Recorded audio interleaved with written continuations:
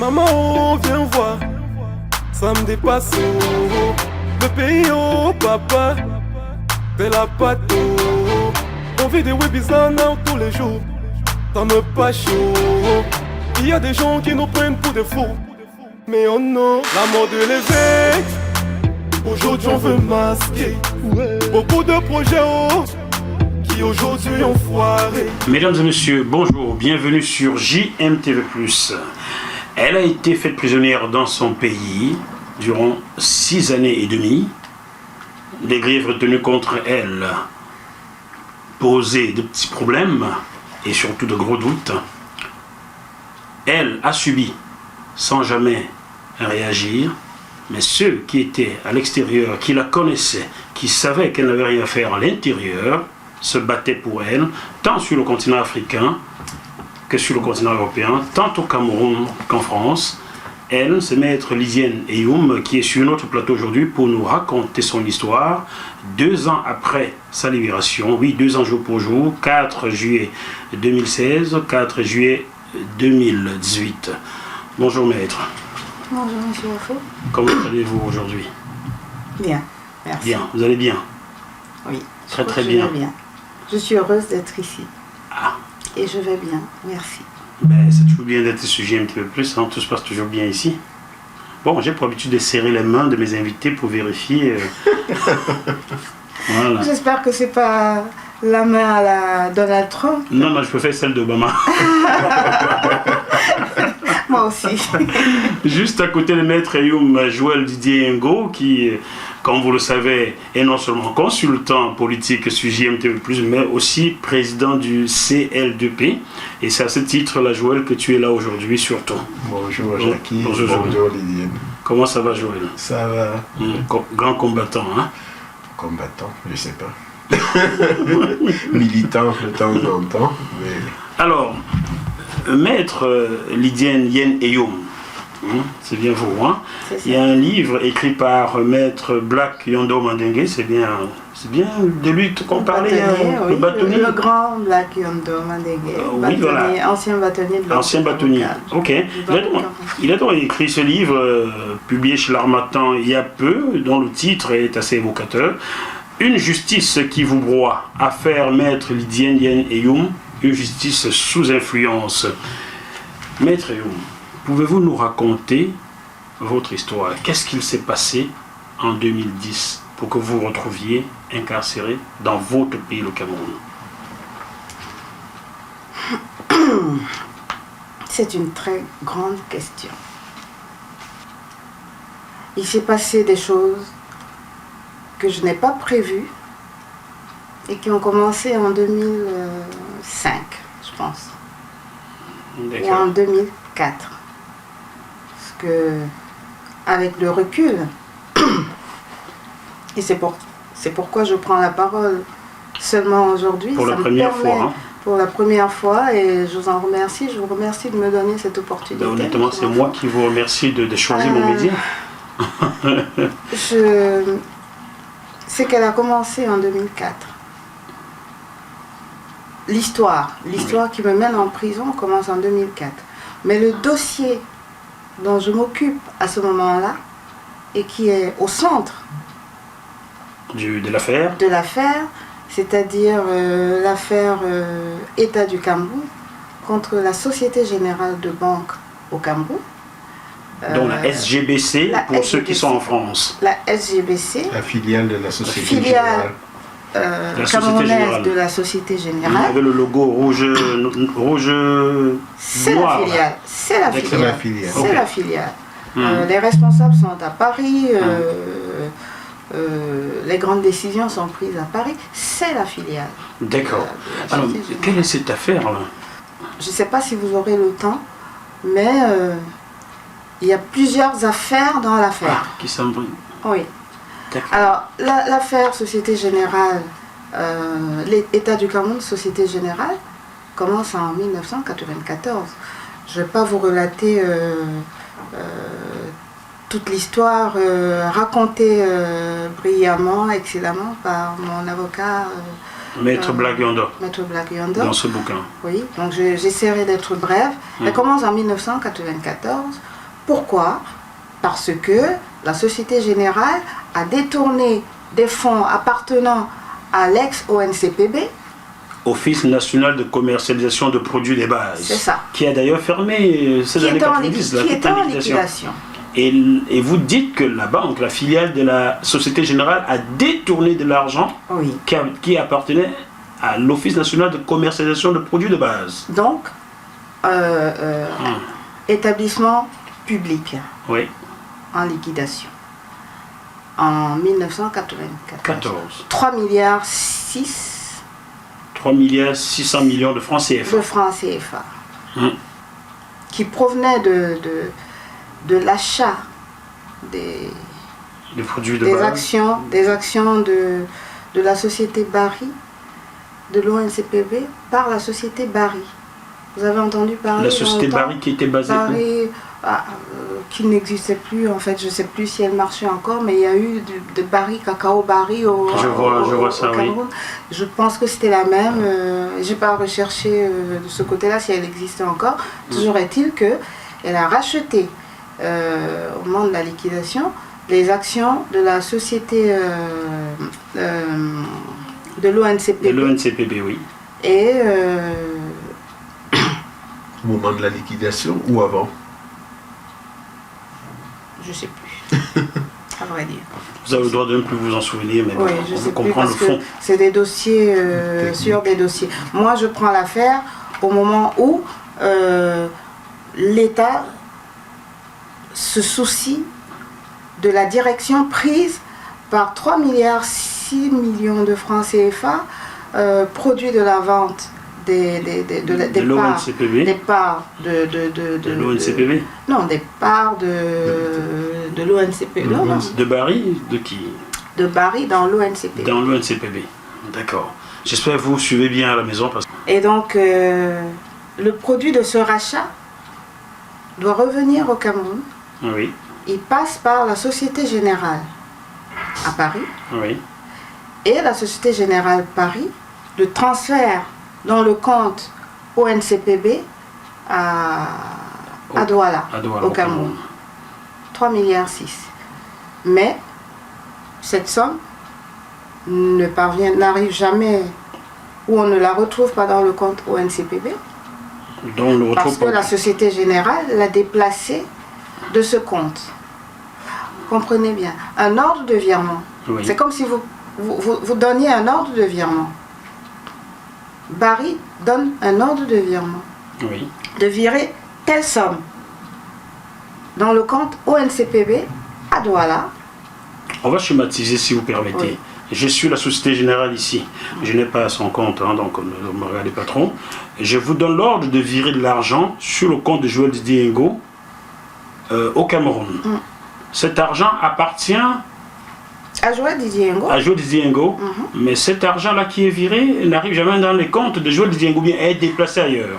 Il arrive dans les comptes et immédiatement déplacé ailleurs. Il disparaît. Donc Joël Didier Ngo n'a pas cet argent. Oui, non, on le déplace dans les comptes de la société Gorzounian, des établissements Gorzounian. D'accord. Gorzounian était connu au Cameroun, en Konsamba, comme un très très grand producteur de cacao.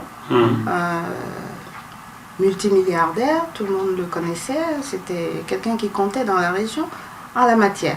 L'argent est déplacé dans ce compte. La Société Générale prétend avoir obtenu une cession de créances autorisée par le ministre des Finances. Non, pas par le ministre des Finances. C'est compliqué. C'est pour ça que parfois, par moment, il faut s'arrêter parce que je ne m'attendais pas à aller au fond. Il faut qu'on comprenne. Je ne m'attendais pas à aller au fond de cette affaire parce que c'est le vrai fond. Par le ministre du Développement industriel. D'accord. Qui à l'époque était en Bassazan. Qui signe avec la Société Générale en tant que ministre du Développement industriel, donc tutelle de l'ex-ONCPB, une convention de cession de créances qui, d'après la Société Générale, du Cameroun, SGBC, les autorise à céder la créance au NCPB à Gorzounian, sous prétexte que Gorzounian était lui-même créancier de l'État. La Société Générale est une banque tiers. Oui. Elle n'a rien à voir dans les opérations et dans la transaction. Elle abrite juste voilà. le compte de l'ONCPB. Oui, à Douala, elle abrite juste le compte de l'ONCPB.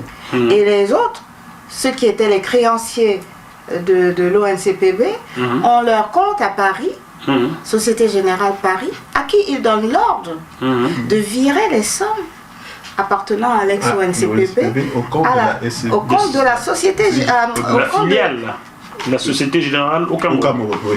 Dans les comptes de l'ex-ONCPB, logés dans les livres de la Société Générale de Banque au Cameroun. Au Cameroun. Là, jusque-là, on a bien compris. C'est une affaire simple, très simple, d'ordre de virement donné à exécuter. L'argent est déposé à tel endroit. On vous donne un ordre de... Une banque, qu'est-ce qu'elle fait?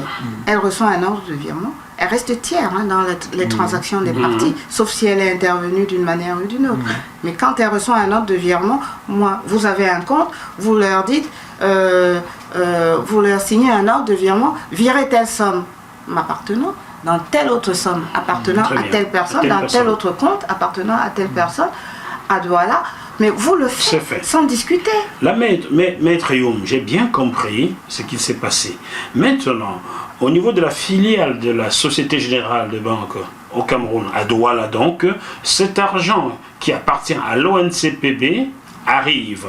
Et le ministre Ambasazan, ministre du Développement industriel, vous me dites si je ne me trompe pas. Développement industriel et commercial. Et commercial, intime l'ordre à la filiale de la Société Générale de transférer cette somme sur le compte de quelqu'un d'autre. C'est ce que dit, c'est ce que prétend la Société Générale lorsque les liquidateurs leur réclament cet argent. Lorsque les liquidateurs de l'ex-ONCPB, à l'époque, leur réclament cet argent. Alors, ils disent, nous ne pouvons pas vous le donner parce que nous avons entre les mains une convention de cession de créance, c'est-à-dire que l'État a cédé cette créance-là à une société, à l'établissement Gorzounian, aux établissements Gorzounian, et donc l'argent qui arrive et qui appartient à l'ex-ONCPB, en fait n'appartient plus à l'ex-ONCPB, il appartient à Gorzounian. À Gorzounian. Ça c'est la banque, c'est la cuisine interne de la banque, et c'est la banque qui se prévaut donc de cette convention de cession de créance. D'accord. A-t-on jamais vérifié si le ministre Ambasazan, c'est bien son nom, hein, avait bien signé un tel document cédant la créance de l'ONCPB à Gorzounian? A-t-on jamais vérifié ça? Personne n'a jamais recherché si c'était authentique. Et mon rôle, quand je suis constituée, c'était de dire, écoutez, une banque tiers n'intervient pas dans la transaction des parties. Vous avez un ordre de virement, vous l'exécutez et vous laissez les parties se débrouiller en commun.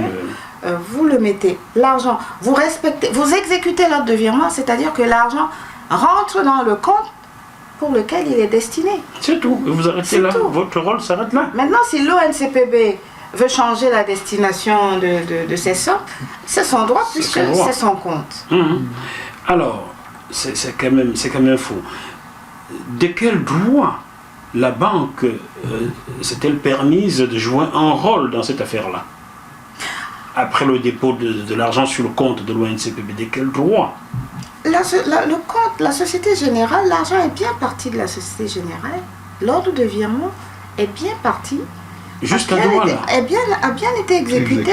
Seulement, les fonds n'ont pas atterri dans le compte de l'ONCPB. Ils ont atterri dans le compte de la Société Générale. Qui est le fautif là à ce niveau-là? Mais c'est la banque. C'est la banque.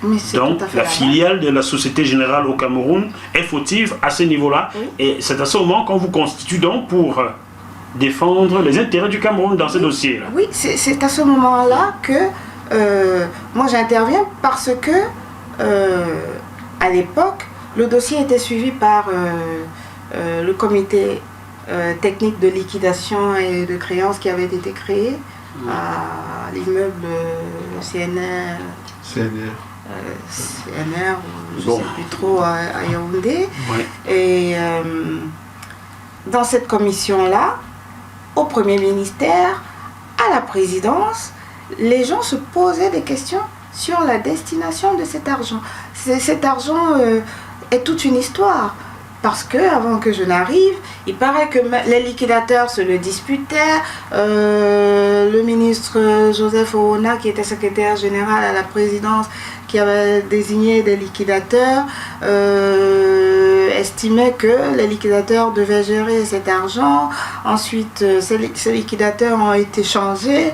On en a installé d'autres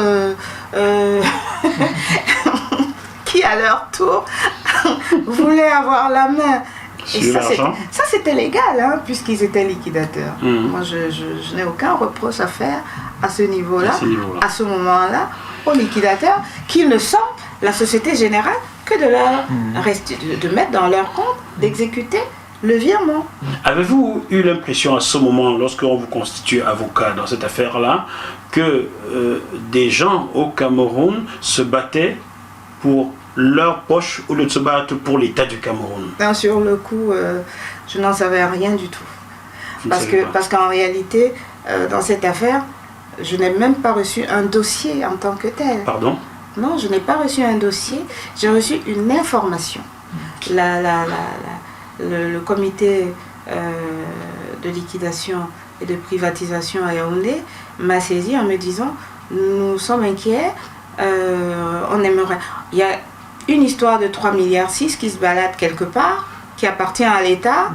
Est-ce que vous pouvez essayer de faire une enquête, de mener une enquête dans les tribunaux pour savoir où en est cette histoire et nous rendre compte? Est-ce que donc, qui te sollicite officiellement? C'est exactement la question que je voulais vous poser. Dans ce dossier, par quelle porte je rentre. Tu rentres dans ce dossier? Par monsieur Amadou Marou. Ok. Amadou Marou qui exerce en tant quoi à l'époque? Qui exerce en tant que conseiller juridique au comité de... Excusez-moi, ça fait longtemps que de liquidation et de privatisation qui avait été créé au moment de la liquidation des sociétés d'État. Il y avait ce comité qui existait, qui était présidé.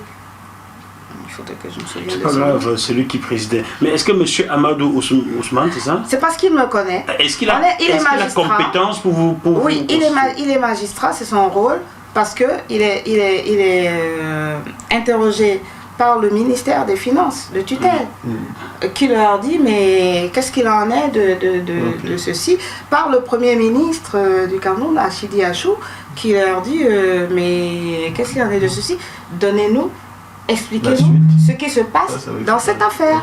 Et eux, ils me filent l'affaire en disant est-ce que vous pouvez, donc c'est comme ça que je fais des recherches et que je leur fais un rapport qui parvient au ministère des Finances, et c'est comme ça que je suis constituée dans ce dossier pour défendre les intérêts de l'État. Définitivement constitué par l'État camerounais. Oui. On vous remet dans des dossiers en ce moment-là. Non, il n'y a pas de dossier. Il n'y a pas de dossier. C'est moi qui monte ce dossier. On vous signe un contrat pour représenter les agents. Une lettre de constitution, bien sûr. Signée de la main du ministre Ngankou à l'époque, qui était ministre délégué.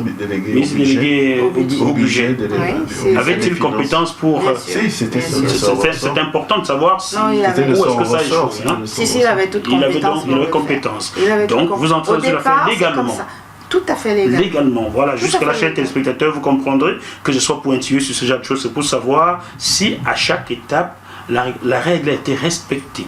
Tout à fait. Vous entrez légalement dans cette affaire pour défendre votre pays dans une histoire de 3 milliards qui se balade, un peu comme l'argent des Lions Indomptables, la même année se baladait quelque part entre Paris et New York. Quoi. Voilà, c'est tout à fait ça. Comment est formidable. Poursuivez, maître, s'il vous plaît. Et donc... Au moment où vous constituez, vous rentrez dans le dossier, vous faites votre travail. Je découvre donc le litige est déjà ouvert, que la Société Générale, plutôt que de rester tiers, les liquidateurs somment la Société Générale de leur restituer cet argent qui appartient à la liquidation.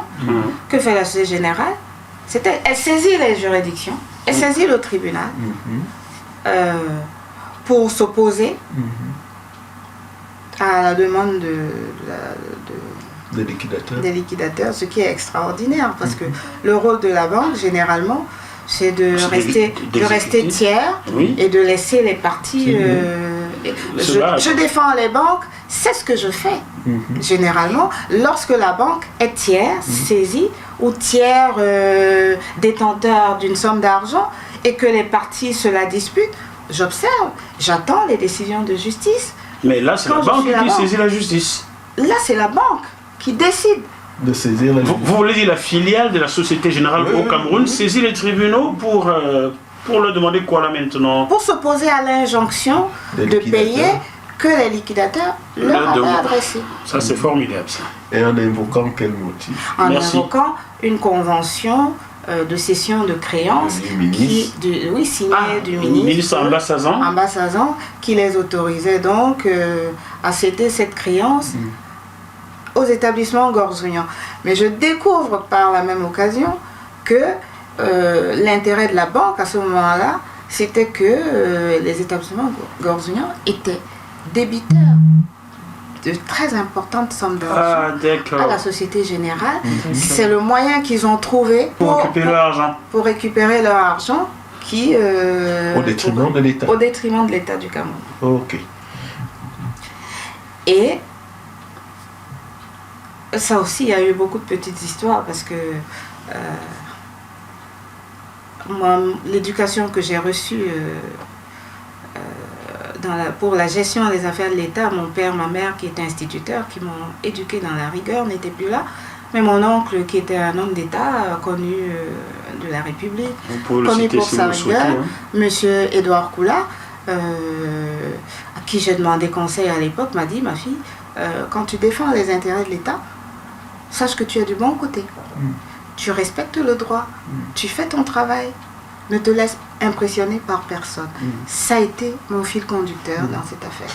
Et donc, vous engagez, la Société Générale va devant le tribunal. Je rentre donc, sur la base de ma lettre de constitution, dans ce dossier. Et d'ailleurs, je suis très surprise parce que,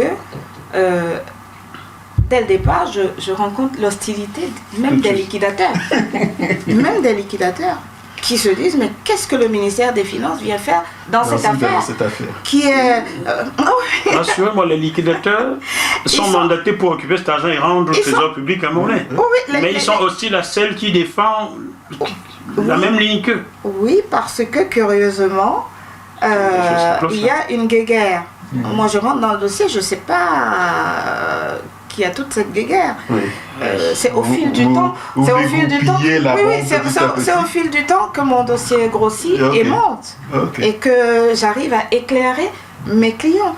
Parce que ce qu'il faut savoir, c'est qu'en 1990 déjà, il y a la loi sur les sociétés sur les sociétés privées, comment on appelle ça, la loi de 90, sur les sociétés publiques et parapubliques, qui fait que, et sur les liquidations des sociétés publiques et parapubliques, qui donne compétence au ministère des Finances pour gérer comme tutelle de toutes ces liquidations. Mais sur le terrain, on se rend compte que la plupart de ces liquidations sont encore, disons, confisqués par le ministère de l'Industrie. Par les ministres d'origine. Le ministre de donc, M. Ambasazan. Ambassadeur, quand il est parti, c'est Bello Bouba Maïgari qui est arrivé. Mais alors, avec lui, moi, je n'ai pas eu affaire à Ambassadeur parce qu'il était déjà, il était déjà parti. Donc, c'est Bello Bouba qui vous met le bâton dans les roues. C'est M. Bello Bouba Maïgari, qui veut redresser le Cameroun. Ministre d'État. Décide que les liquidateurs qu'il a fait nommer ont une compétence supérieure à celle du ministre des Finances. Et que le ministère des Finances n'a rien à dire et n'a rien à faire malgré cette loi de 90 dont je vous parle. Donc M. Bello Bouba, ministre d'État, piétine la loi du Cameroun. Oui. Et vous C'est pas lui, M. Belbouba, qui voulait être président de la République, là? Je ne sais pas, je sais plus ce qui se passe en politique au Cameroun. Et vous, on revient pour revenir à moi, et pour répondre à la question que je vous ai posée, que vous m'avez posée, pardon, M. Belbouba, c'est liquidateur, parce que finalement, c'était comme une meute qui me tombe dessus, qui écrivent à tout le monde, tous les greffes, toutes les juridictions.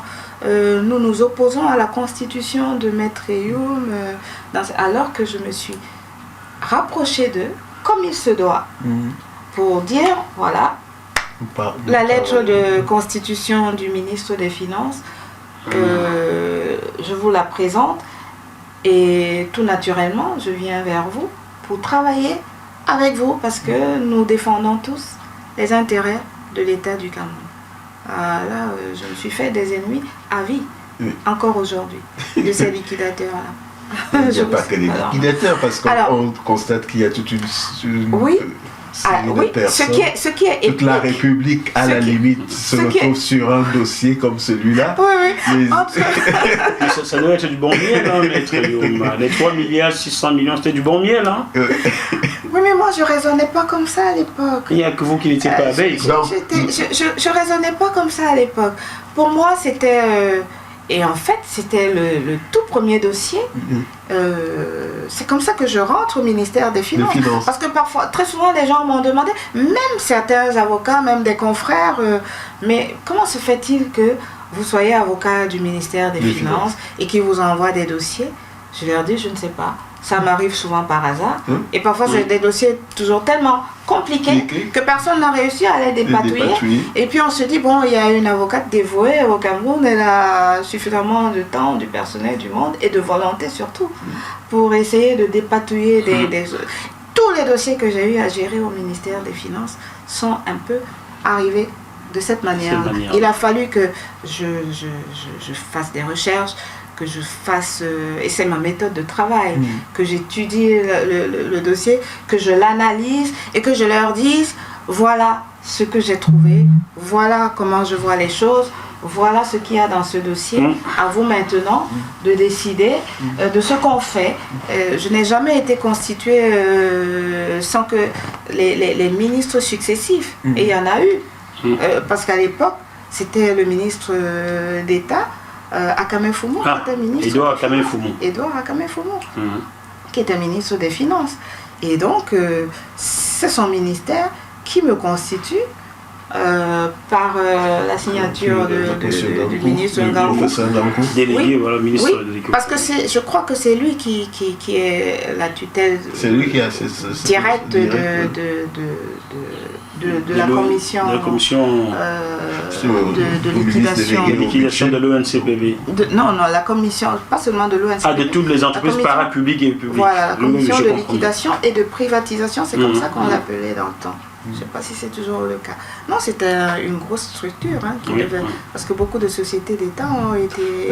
On sortait d'une période assez difficile, on était en plein après le premier plan d'ajustement structurel, effectivement. Et toute une série d'entreprises publiques se sont rendues, certaines ont fermé de notoriété publique, donc certaines sont passées par la fameuse liquidation judiciaire, dont celle de l'ONCPB n'est même pas terminée parce que les soubresauts continue jusqu'à présent. Elle n'était pas judiciaire, justement, elle était administrative. Elle était administrative. Les liquidateurs étaient proposés par les ministres de tutelle et la présidence signait, le président de la République signait des décrets les nommant liquidateurs. Alors, Maître Youm, avant de poursuivre, parce qu'on va revenir là-dessus, maintenant que le ministre de l'Industrie et du Commerce, c'est ça, M. Belbouba, ne reconnaît pas l'autorité du ministre des Finances dans ce dossier-là, quel fut le rôle de la présidente de la République ou du Premier ministère, M. Aïchi Diachou à l'époque, qui aurait dû arbitrer ce conflit-là? Je pense que le conflit a été arbitré administrativement. Parce que moi, je continuais bien évidemment de suivre le dossier au ministère des Finances. Ils m'ont dit, écoutez, suivez ce dossier et vous avez qualité pour le suivre. Et des rapports ont été faits sur la base de mes rapports au ministère des Finances. Monsieur Nguem Honoré, qui malheureusement a dû partir aussi du Cameroun, a beaucoup œuvré pour clarifier sur la base des informations que j'ai apportées, parce que c'était le directeur des affaires juridiques. Il a fait remonter pour démontrer à la présidence que, logiquement, le MINDIC, comme on l'appelait dans le temps, le ministère de l'Industrie et du commerce international, n'avait plus aucune qualité pour être tutelle de l'ex-ONCPB. Et je pense que le ministre Akame Foumou a eu, je ne pense pas, il a eu gain de cause au niveau de la présidence, puisque la présidence a décidé de nommer, de lui confier de manière... c'était déjà statutairement normal, mais il y a eu une décision de la présidence qui a confirmé que la tutelle des liquidations, c'était au ministre des Finances. Donc, et donc, à partir de là, je me fais des ennemis, parce que à partir de là, c'est lui maintenant qui nomme un comité de liquidation. Ah, et le comité d'organisation de Bello Bouba, ministre de l'Industrie Coca-Cola, à la porte. À la porte. Et là, il faut trouver quelqu'un sur qui taper, c'est vous le bossu. Je suis, voilà, tout à fait ça. Et donc, lorsque la Société Générale, justement, va devant le tribunal, c'était à Douala, je pense. Oui, c'était à Douala. C'est vous qui représentez aussi, qui êtes l'avocat de l'État dans ce contentieux-là? Oui, je suis avocat de l'État dans ce contentieux. Les liquidateurs nommés par le MINDIC sont là aussi. On est tous du même côté, mais sans être ensemble. Donc, malgré le fait que la présidente de la République a confirmé que c'est le ministère des Finances qui gère ce dossier-là, le ministre Bello Bouba, ministre d'État, grand ami du président de la République, a maintenu ses liquidateurs, a fait le bras de fer avec son président de la République alors. À telle enseigne que quand nous obtenons gain de cause, parce que le tribunal de grande instance déboute la Société Générale et leur dit, écoutez, vous restituez cette somme, et les condamne même à 100 millions de dommages et intérêts. La Société Générale fait appel. Ça aussi, c'est exceptionnel. Elle persiste, elle fait appel. Et pendant cette période-là, il ne se passe rien, parce que vous savez qu'entre l'appel et l'ouverture du procès en appel, il y a... Voilà. L'administration judiciaire, oui, elle suit son chemin et tout ça. Et le jour où... Mais pendant ce temps aussi, parallèlement, il y a une procédure pénale contre les établissements Gorzounian, et notamment Éric Gorzounian, le fils, qui était très actif dans tous ces arrangements. Gorzounian, ça fait pas camerounais, ça vient de quel pays déjà? Arménien normalement. Parce que ça fait Azavourien, Gorzounian, d'accord. Oui, arménien normalement, mais vivant à Paris. Et donc, une action est engagée contre Éric Gorzounian. Oui, par la liquidation, par les liquidateurs. Elle était déjà engagée, je la trouve en cours. Les vrais liquidateurs du ministère des Finances, non, ou les autres avaient déjà engagé cette procédure. Donc ceux qui n'ont plus qualité à être liquidateurs avaient engagé une action. Ils l'avaient déjà engagé pendant qu'ils étaient liquidateurs. Ils l'ont engagé pour tentative de détournement de deniers publics contre Éric Gorzounian. Parce qu'ils avaient bien compris ce qui se passait, les manœuvres et ce procès-là donne quoi? Et ce procès-là, je le plaide avec eux, et il est condamné. Et les Gorzounian sont encore condamnés. À un emprisonnement. Éric Gorzounian est condamné à, je crois, 10 ans d'emprisonnement et à payer, je sais pas moi, une forte amende. Je sais plus, excusez-moi, je m'attendais pas à... Je m'attendais à ce que vous me parlez, que vous me posiez des questions sur ma nouvelle vie. Votre ancienne vie nous intéresse beaucoup. On veut comprendre comment vous arrivez à passer 6 ans à Condé en fait. Ça se passe dans les années, vous imaginez ça. Il y a plusieurs dans années. Les années 94, moi mon cabinet est installé à Douala seulement depuis 92, parce que quand jeune avocate, pour débuter ma carrière, je ne la débute ni à Yaoundé, où je suis sortie du cabinet Mouna. Bernard Mouna était mon parrain de stage, avant de devenir l'associé de son jeune frère revenu, Akéré Mouna, revenu des États-Unis et de Londres. Et donc, je quitte ce cabinet et tout de suite, je veux ouvrir mon cabinet, je veux être indépendante. Je fais un petit tour pour me faire la main au cabinet de mon confrère et Maître Mbiam Emmanuel, mais là aussi c'est toute une autre histoire.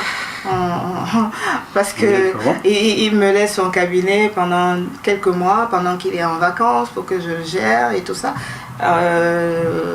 Moyennant rémunération, notre parrain de stage a informé, et puis quand il revient, il ne me paye pas, je dois partir. À Ngaoundéré, je choisis Ngaoundéré. Pourquoi je choisis Ngaoundéré? À vrai dire, c'est parce que j'ai fait moi-même une petite étude. Je me suis dit, Yaoundé c'est dur, il y a déjà de très grands avocats à Yaoundé, c'était du temps d'Ngongo Otu et compagnie, de Bernard Mouna, les ébus, enfin, de grands cabinets, de grands avocats. À Douala, saturé aussi. Encore beaucoup plus grands et brillants avocats de grands cabinets, les Viazi. Vous choisissez Ngaoundéré pour vous faire une place, c'est encore vierge. Je choisis Ngaoundéré parce que j'ai un confrère à Yaoundé qui s'est installé à Ngaoundéré où c'était vierge. Et qui me disait chaque fois, j'ai même pas de contradicteur souvent. Et c'est une toute petite ville où je n'avais jamais mis les pieds. Moi qui suis fille de la ville, même ma famille est surprise, mais qu'est-ce que tu vas faire dans ce village-là?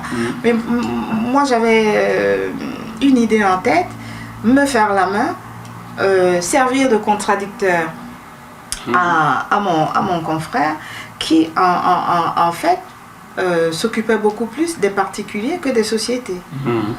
Et moi, je décide qu'il y a une place vide pour la défense des sociétés qui sont des agences, des sociétés installées dans les grandes villes, Douala et Yaoundé, et qu'elle était à prendre. C'est comme ça que je m'installe à Ngaoundéré. C'est comme ça que je reviens.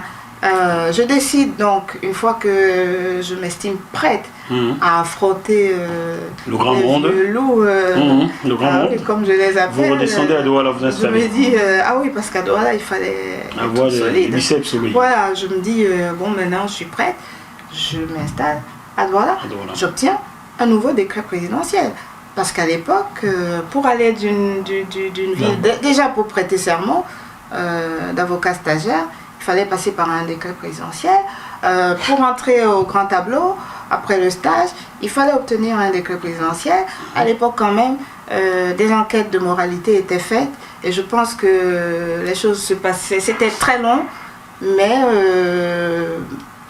c'était un peu contrôlé, côté mentalité, côté moralité. Mais c'était très long. Je ressaisis la présidence pour redemander un transfert à Douala. À Douala. Ce qui est fait. Ce qui est fait. Donc je suis à Douala simplement depuis 1992. Et de 1994, vous héritez d'un gros dossier. De ce gros dossier. Revenons sur ce dossier-là. De ce dossier qui n'était pas un dossier, mais qui est devenu un gros dossier. Revenons sur cette affaire, car lorsqu'Éric Gorzignan est donc condamné à 10 ans d'emprisonnement, une forte amende, qu'est-ce qui se passe par la suite? Il fait appel lui aussi. Il fait appel lui comme aussi. La Société Générale de Banque. Mais il quitte le Cameroun. Il se barre rapidement. Il se barre. Et lorsque sa condamnation est confirmée, je suis la seule à plaider d'ailleurs, elle est confirmée en appel, il est plus là, il est parti. Il est reparti en France. et celle de France qu'il essaie qu'il manœuvre. D'accord. Avez-vous l'impression que M. Gorzouyan avait une dent contre vous qui combattiez son camp à l'époque? Le fils. Le fils, hein? Le fils, je crois, parce qu'il ne s'entendait pas avec ses parents. Ses parents avaient essayé de se rapprocher de moi pour comprendre pourquoi je m'opposais C'était un vieux monsieur, je me rappelle que c'était un très vieux monsieur qui était déjà malade, qui s'était rapproché de moi avec son épouse pour me dire, voilà, on est vieux, on a beaucoup travaillé au Cameroun, l'État nous doit de l'argent, cet argent nous appartient. Et moi, je leur disais, déjà, vous recevoir, déjà, c'est vous rendre service. Par politesse, vous expliquer, c'est votre âge qui fait que je vous explique les choses. Mais... le fils n'était pas du même vécu que les parents. Non. Il vous voyait comme la personne à battre, quoi. Oui, les parents, en fait, ont essayé de m'amadouer, mais en me disant, aidez-nous. Et je leur ai dit, moi, je suis avocat. Je viens regarder le dossier, voir si vous avez des éléments qui plaident en votre faveur, mais à ce moment-là, c'est au ministère des Finances qu'il faut les présenter, parce que sur ce dossier-là, les choses ne peuvent pas changer, il faut que la loi soit respectée. Donc la Société Générale perd en première, elle fait appel. L'appel, qu'est-ce que cela donne? Alors il y a une chose formidablement épique qui se passe à la cour d'appel, c'est que je me constitue donc à la cour d'appel. Je présente ma lettre de constitution parce que je suis contestée par les liquidateurs qui prétendent que je ne suis pas constituée pour la liquidation ONCPB.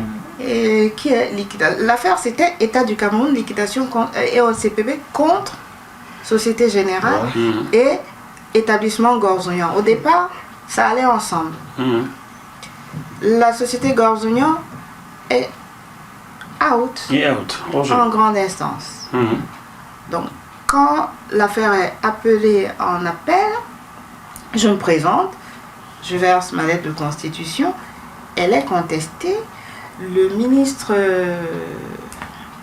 Bello Bouba Maïgari, en personne, écrit au président de la cour d'appel de Douala pour lui dire que c'est lui qui a qualité et que ce sont ces liquidateurs qui doivent défendre l'ONCPB, l'ex-ONCPB et l'État du Cameroun dans ce dossier. Il écrit. Parce que moi, je suis obligée, normalement, dans la loi sur la profession d'avocat, un avocat ne conteste pas la constitution d'un autre avocat. Parce que, en réalité, la loi me permet, même par un simple coup de fil, mon client peut me constituer. Oui. Dans ce dossier, il s'est simplement trouvé qu'il y a eu tellement de choses que j'étais obligée à chaque fois de repartir au ministère des Finances pour dire, écoutez, chaque fois que je me présente au tribunal, on me dit que je ne suis pas constituée. Et écrivez-moi ça. Et si bien que, non seulement du temps d'Akame Fumu, maman, viens voir, ça me dépasse. Merci à GMTV+. Continuez de donner la parole à ceux à qui on la refuse.